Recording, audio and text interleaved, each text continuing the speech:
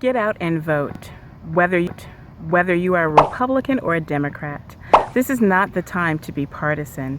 This is the time to make sure that your voice is heard. This is a referendum on who America truly is and who they could become, someone that represents all people equally. And so make sure that you cast your vote, and make sure that you cast your vote for someone who really is going to represent America and all Americans. It is 100 degrees out here right now in the shade, but I have to tell you, it is such an amazing, beautiful day. It's hard out here right now. Everybody is social distancing, and just everything that we've known is changing, right? Even the way that we watched the DNC, the Democratic National Convention. So I've watched all 3 nights, and I was so taken aback and just absolutely proud of Michelle Obama. She did not disappoint. She gave an amazing, heartfelt speech. What I really loved about Michelle Obama is that she spoke in her authentic voice. And one of the things that this world tries to do, particularly in America and other parts of the world, is to stifle, to tone police, and silence the voice of African American women. And Michelle Obama speaks about this in her book. And I haven't read it yet. My mother has read it, but she's told me about it. And I can say, as an African American woman, constantly at the intersectionality of discrimination based on my race, based, of course, on my gender, and sometimes my economic standing. There have been times when I've lived in places like Marina City across the street from Trump Towers, and then there are times when I have not, right? When I worked 3 jobs to put myself through school, although I graduated with honors, graduating with student loan debt, and not necessarily seeing the fruits of my labor, right? Despite speaking several languages and getting mostly A's and B's for most of my education. That's just the lifeguard walking around. I'm at the beach. It's actually nobody out here. I think I'm literally the only one, but he's making his rounds. But anyway, despite putting in the hard work, right? It's still been a struggle. African American women are getting their degrees more than anyone else, but we're also graduating with just crushing student loan debt, and the high interest rates are really a problem. And so we're dealing with all of that. Then we're dealing with this pandemic where people are literally losing their lives. And I was so disappointed to see President Trump, when asked in his HBO interview about the staggering rates with which Americans are not only contracting coronavirus, but dying from coronavirus. And his response was, "It is what it is."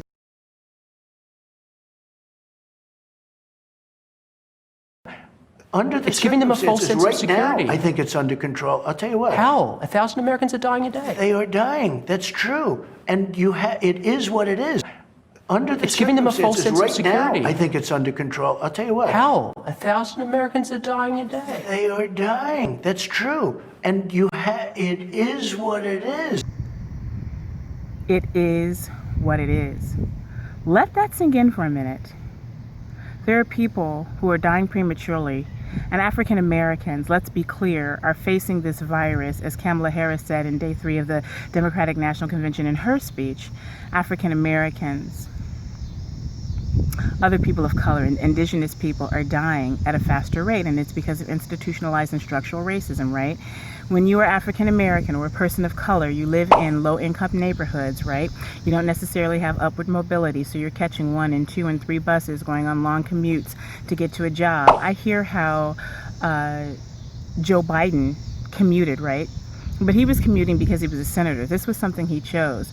But what about African Americans who live in food deserts, who live in just really racial isolation, who have to pay an expensive amount to catch 3 buses a train, sometimes up to a 6-hour commute, to go to a job that pays the minimum wage? As Kamala Harris has said on many occasions, you shouldn't have to work 3 jobs just to make a living. I was in college, and I was working 3 jobs to put myself through school.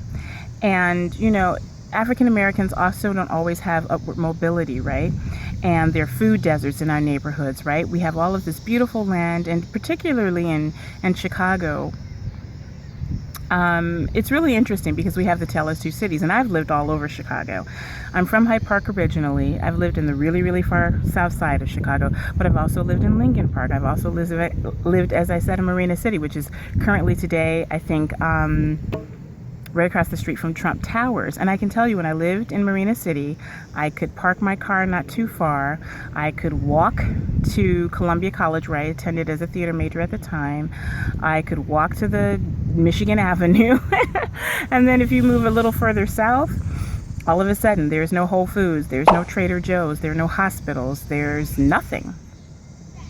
And so when people experience this pandemic, who are already facing institutional and structural racism, right? Living in food deserts, not having enough food, not having good quality food, right? Because we have the liquor stores, we have the chicken shacks and the Harold chicken shacks and the gyro places and the, what is that? The Italian beef sandwiches, right? We have all of that in our community, but we don't have the kale and the organic bananas and the kiowa and all of the things in our neighborhood. Not only do we not have it, but even if it were there, we don't necessarily have the dollars to spend toward it. But we work hard, right? And in our income and in our neighborhoods, we're degreed, we're intelligent, but you know, the income in certain areas could be so much as $10,000 for the entire family, versus when I lived in Lincoln Park, in certain areas, the income for the entire family was $400,000. So we're dealing with a wealth gap.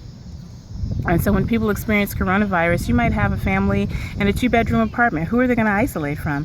One of the things that I thought was really interesting was when Chris Cuomo contracted coronavirus and he went to his basement to isolate in his big palatial home.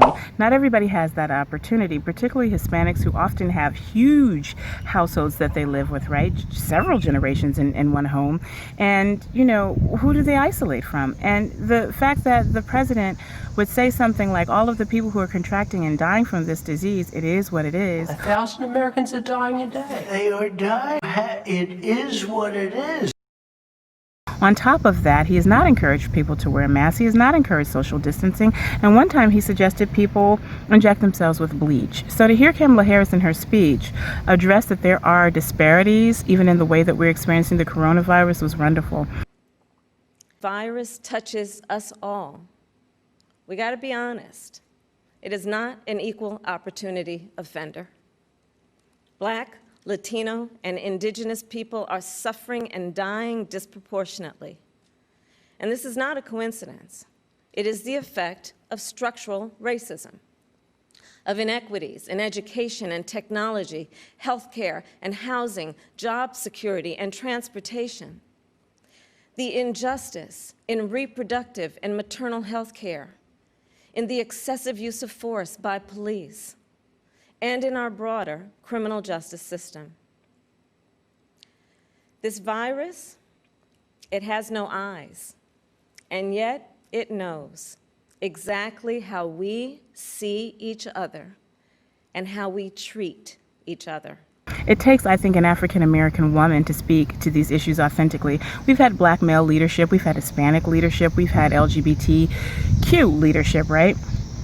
But we have African-American female leadership. We have the First Lady, Michelle Obama, speaking about these issues authentically in her speech, and she said it is what it is, which I think was sort of a dig at Donald Trump and his turn on the phrase. Donald Trump is the wrong president for our country. He has had more than enough time to prove that he can do the job, but he is clearly in over his head. He cannot meet this moment. He simply cannot be who we need him to be for us. It is what it is. Our young people are desperately fighting to pursue their dreams. And when the horrors of systemic racism shook our country and our consciences, millions of Americans of every age, every background rose up to march for each other.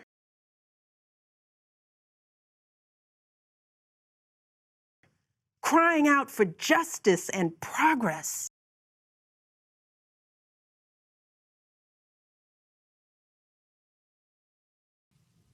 A president's words have the power to move markets. They can start wars or broker peace. They can summon our better angels or awaken our worst instincts. You simply cannot fake your way through this job. Because whenever we look to this White House for some leadership or consolation or any semblance of steadiness, what we get instead is chaos.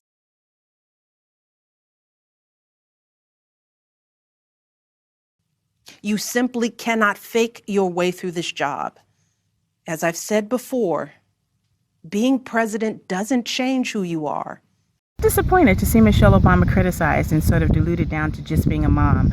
I was watching people like Anderson Cooper, who I love and respect, on CNN call her, well, she's just a mom and she really doesn't like politics, and we've never seen a first lady ever criticize a sitting president. This is a president who has grabbed women by the private parts, who has told people to go back from their country, who has a wife who's basically a glorified porn star who's not from this country, who was accused of rape, who was impeached, who was sued for fake Trump University, who was proven to have, well, pretty much colluded with Russia to cheat in an election. This is a man that, rather than compete fairly, would rip up the mailboxes from the ground, okay, so that people can't vote. He wants to vote absentee ballot, but he doesn't want to give the average American citizen the opportunity to do that. This is a man who suggested you inject Clorox bleach, okay, to get rid of this coronavirus. He has sent people to school.